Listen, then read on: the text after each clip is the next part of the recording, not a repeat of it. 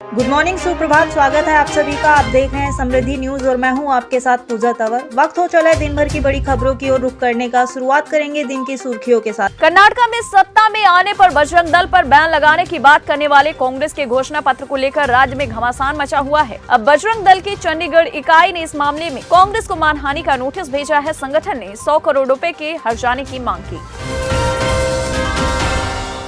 बजरंग दल चंडीगढ़ ने कांग्रेस के राष्ट्रीय अध्यक्ष मल्लिकार्जुन खड़गे को भेजे गए नोटिस में कहा कि कांग्रेस ने बजरंग दल के खिलाफ अपमानजनक बयान दिया। साथ ही इसकी तुलना पीएफआई यानी पॉपुलर फ्रंट ऑफ इंडिया जैसे प्रतिबंधित आतंकवादी संगठन से की। उत्तर प्रदेश में नगर निकाय चुनाव के दूसरे चरण में 11 अप्रैल को वोट डाले जाएंगे। इसके लिए 9 अप्रैल को चुनावी प्रचार अभियान खत्म हो जाएगा। इस चुनाव को लेकर बीजेपी की ओर से व्यापक प्रचार अभियान चलाया जा रहा है। सीएम योगी आदित्यनाथ, दोनों डिप्टी सीएम केशव प्रसाद मौर्य, ब्रजेश पाठक समेत तमाम शीर्ष नेता चुनावी प्रचार अभियान में जुटे हैं। भाजपा के निशाने पर मुख्य रूप से समाजवादी पार्टी है।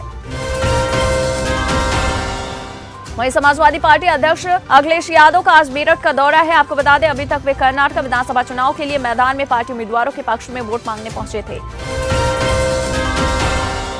अब डिप्टी सीएम केशव प्रसाद मौर्य ने समाजवादी पार्टी अध्यक्ष अखिलेश यादव पर निशाना साधा। कहा, अखिलेश यादव का यूपी से मोह भंग हो गया, इसलिए वे कर्नाटक गए। दरअसल अखिलेश इन दिनों कर्नाटक में ही चुनावी प्रचार अभियान में लगे हुए। मुजफ्फरनगर से खाप चौधरी पहलवानों के धरने के समर्थन में दिल्ली कूच करते नजर आए। खाप चौधरियों ने दिल्ली में चल रहे पहलवानों के धरने का समर्थन किया। यूपी में कानून व्यवस्था की स्थिति की चर्चा करते हुए ब्रजेश पाठक ने कहा कि माफिया अब लिख कर दे रहे हैं कि हमें गिरफ्तार कर लो। अतीक अहमद के मौजूदा वकील विजय मिश्रा को भी उमेश पाल हत्याकांड में पुलिस आरोपी बना सकती है। दरअसल 24 फरवरी को कचहरी से उमेश पाल के निकलने की सूचना असद को देने का आरोप वकील विजय मिश्रा पर ही लगा है। मुख्तार अंसारी पर लगातार शिकंजा कसा जा रहा है। गैंगस्टर हत्या के प्रयास के मामले में कोर्ट ने अगली तारीख दी है। गाजीपुर के एमपी एमएलए कोर्ट में मुख्तार के खिलाफ हत्या का प्रयास और गैंगस्टर का मामला चल रहा है। यूपी चुनाव 2022 के दौरान मऊ में आचार संहिता उल्लंघन मामले में अब्बास अंसारी की एमपी एमएलए कोर्ट में वीडियो कॉन्फ्रेंसिंग के जरिए पेशी हुई। कासगंज जेल में बंद अब्बास पर आरोप करने के लिए 17 मई की तारीख तय की गई है। उमेश पाल मर्डर केस की जांच कर रही है प्रयागराज पुलिस और एसटीएफ की टीम खानशौला तनीब से फिर से पूछताछ कर सकती है। आपको बता दें, अतीक के राजदार से हम खुलासों के बाद एक बार फिर पुलिस उसे रिमांड पर लेने की तैयारी कर रही है। दिल्ली के मुख्यमंत्री केजरीवाल के सरकारी आवास में रिनोवेशन के लिए करीब 45 करोड़ रुपए खर्च होने की रिपोर्ट ने हंगामा मचा रखा है। आम आदमी पार्टी ने ऐसे सभी आरोपों से अब इनकार किया है। जेल में बंद महाठगसू के चंद्रशेखर ने अब दिल्ली के उपराज्यपाल वीके सक्सेना को एक नया पत्र लिखा है। चंद्रशेखर ने इस पत्र में दावा किया है कि दिल्ली के मुख्यमंत्री केजरीवाल के घर में महंगे फर्नीचर के लिए उसने भी पैसे दिए थे। पंजाब नेशनल बैंक में 13,000 करोड़ रुपए का घोटाला करके फरार होने वाले मेहुल चौकसी पिछले साल एंटीगुआ और बारबूडा में पकड़ा गया था। मेहुल को अब तक भारत नहीं लाया जा सका है और वो एंटीगुआ और बारबूडा के जेल में ही बंद है। अब इसे लेकर कांग्रेस महासचिव जयराम रमेश ने केंद्र की बीजेपी सरकार पर हमला बोला। कांग्रेस नेता ने एक ट्वीट करते हुए मेहुल चौकसी को भारत न ला पाने को सरकार की अक्षमता बताया। उधर सौरभ गांगुली ने कहा कि पहलवानों के धरने के बारे में पता नहीं, लेकिन उम्मीद करते हैं कि खिलाड़ियों और रेसलिंग फेडरेशन के बीच चल रहा विवाद जल्द हल हो। सौरभ गांगुली के पहलवानों के धरने पर दिए गए इस बयान को लेकर विनेश फोगाट ने प्रतिक्रिया दी। कहा कि अगर क्रिकेटर उनकी न्याय की लड़ाई में समर्थन देना चाहते हैं तो वो जंतर मंतर पर आ सकते हैं और उनका मुद्दा समझ सकते हैं। बीजेपी की सांसद सरोज पांडे ने छत्तीसगढ़ में केरला जैसे बहुत घटनाएं होने का दावा कर दिया। उन्होंने कहा, छत्तीसगढ़ के मुख्यमंत्री भूपेश बघेल को इन मामलों में एक्शन लेने की जरूरत है। कांग्रेस ने द केरला स्टोरी की स्क्रीनिंग पर रोक लगाने की गुहार लगाई। कांग्रेस का कहना है कि फिल्म के चलते सांप्रदायिक सौहार्द बिगड़ सकता है, साथ ही इसमें गलत दावे किए गए हैं।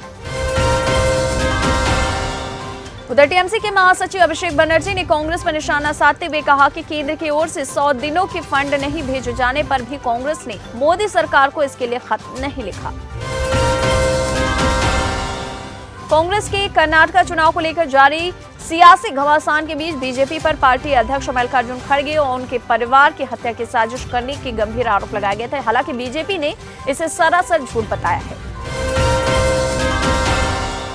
बीजेपी उम्मीदवार मणिकांत राठौर ने कहा, सोशल मीडिया पर प्रसारित ऑडियो क्लिप जो है वो फर्जी है। राठौर ने यह भी कहा वो कांग्रेस की तरफ से लगाए गए आरोपों से हैरान है। ये आरोप इसलिए लगाया जा रहा है क्योंकि वो चुनाव हारने से डरते हैं।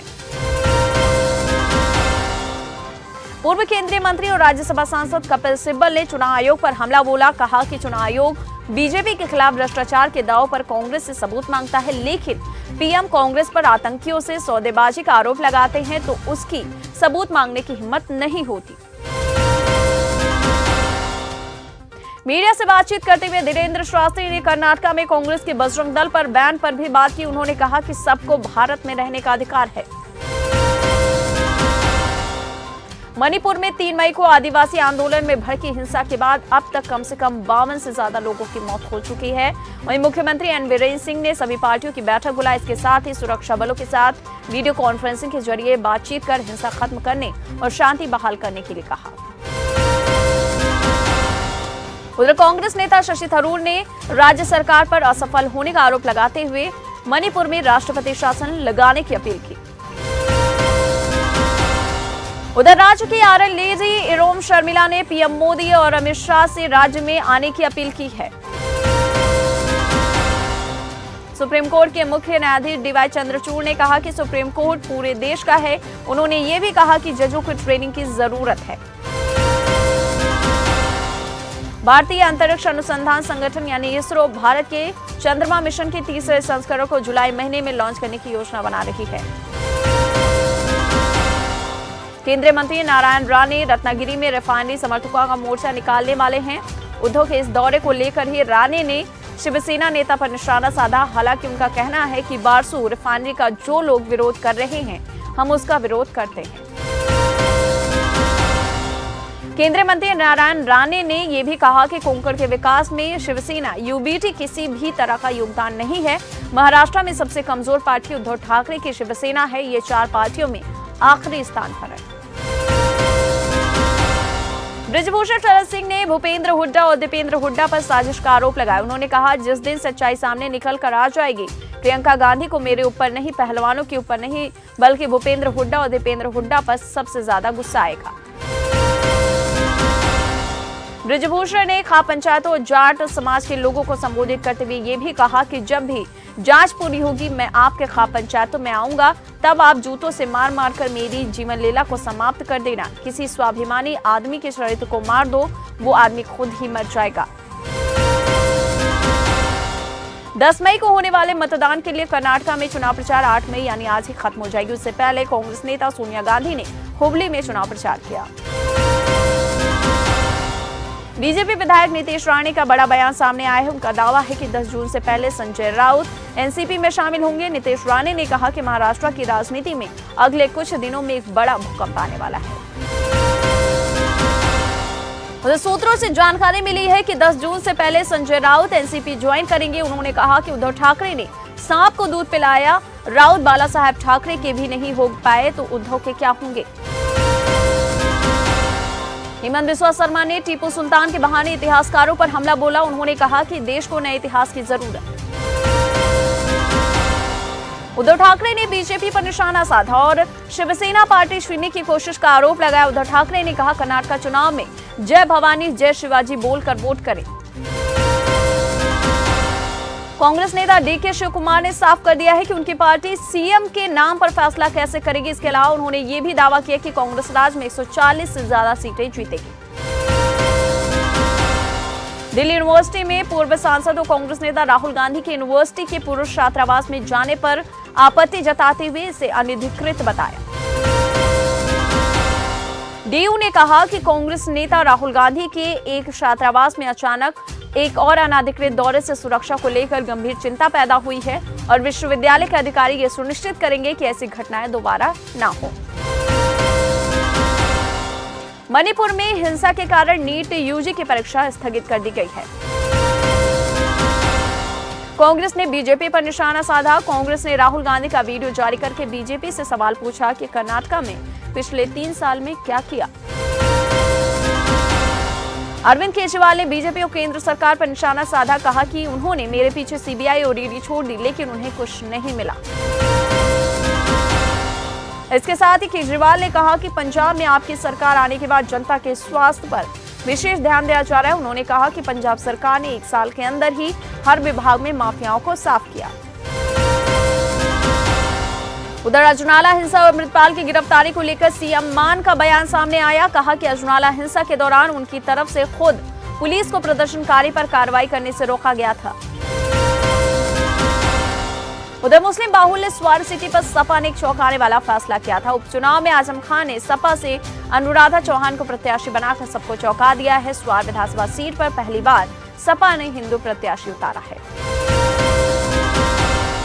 कौन सा राजनेता सबसे अच्छा खाना बनाता है, इस सवाल पर राहुल गांधी ने कहा बिहार के पूर्व मुख्यमंत्री लालू प्रसाद यादव बेहतरीन रसोइया हैं। उन्होंने गांधी परिवार में सबसे अच्छे रसोइये के बारे में भी खुलासा किया। और कंगना रनौत ने कहा कि वो मुंबई में अपने भव्य घर में विध्वंस के लिए मुआवजा पाने के लिए हकदार थी, लेकिन प्रक्रिया अभी तक आगे नहीं बढ़ी। उन्होंने कहा अब वो कोई मुआवजा नहीं चाहती क्योंकि वो करदाताओं का पैसा है। तो आज की बात बस यहीं तक, कल फिर होगी मुलाकात। जय हिंद, जय भारत।